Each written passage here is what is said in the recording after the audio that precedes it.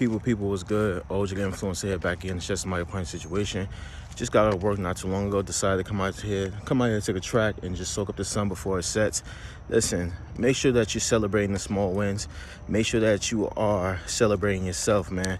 Society don't want you to win. We all know that. For those of you who know, tap in. For those of you who don't, yeah, still tap in. Society don't want you to win. They want you to be dismantled. They want you to perish. They want you to be discouraged. They want you to doubt yourself. And one thing I came to realize is that our thoughts, most of the time, majority of the time, vast majority of the time, our thoughts is not even our thoughts.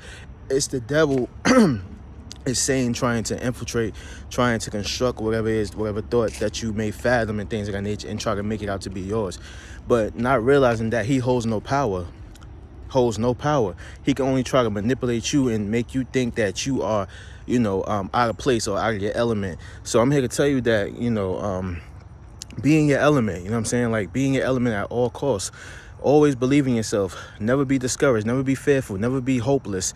Never be faithless. Continue to be faithful. Continue to be hopeful. Continue to keep going. There is no such thing as I can't. You can. There is no such thing as I won't. You will. There is no such thing as maybe. You shall. You shall. And you will. You will prevail. You know what I'm saying? Like, that's the mindset that we got to have. That's the mindset that we have to adopt. And we got to realize that the devil holds no power, man. The devil holds no power. So for you to not believe in yourself, for you to feel discouraged, and I know I get it, y'all. I get it. You know what I'm saying? I'm no stranger to this. This is OG the Influencer you talking to, man. You talking to me, a man where his endeavors has just been, it's been a lot of highs and lows, majority of the time lows. But these are things that we go through as chosen people. You know what I'm saying? Like, got to be tested in order to showcase our strength. Like I said in my past video, you got to be tested in order to showcase your true strength. You know what I'm saying? What it is that you consist of, what makes you strong, what makes you, fold. The devil knows you like the back of his hand. The devil knows you. That's why he constantly puts things that, one of your strongest vices in front of you day to day, 24/7, nonstop, to try to knock you off your square, try to get you, try to eradicate you, try to dismantle you as much as he can.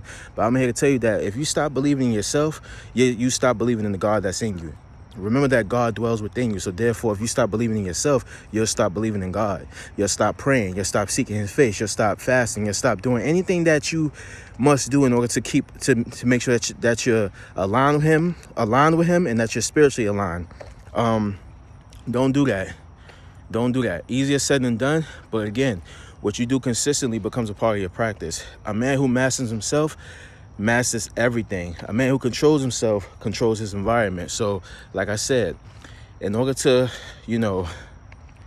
keep going, you must continue to showcase confidence. You must continue to showcase that newfound confidence that you have developed. God already gave you the tools. God already gave you the assets God already gave you the tools that you need in order to thrive and strive and be at your best. Society gonna tell you different, but he gonna always make sure that you're gonna fall on your face.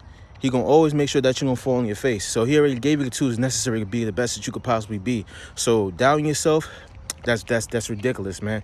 But again, like I said, easier said than done, because a lot of times when we have these thoughts and it's just like, I can't do it. I don't know how to do it. I don't know if I'm gonna make it. Those are not even our thoughts. Those are intrusive thoughts trying to infiltrate our mind, living our mind rent free, to cause us to not believe in ourselves, therefore not to believe in the Most High. Once we sever that connection, we have nothing. I don't care about your riches. I don't care about your materials. That don't mean nothing. I was about to curse. That don't mean anything if you're going to have a connection with the Most High. Seek the kingdom first and everything shall be added to you, right? Seek the kingdom first and everything shall be added to you. What does that mean? What is that entailing? That's telling you that if you continue to seek me, if you continue to seek the Father, I got you. I got you. If God is for you, who could be against you? God won't walk you to what he won't walk you through. Shout out to DMX, man. Like, that joint stuck with me. God won't walk you to what he won't walk you through. So I'm smiling because there is hope. There is beauty in all of this madness.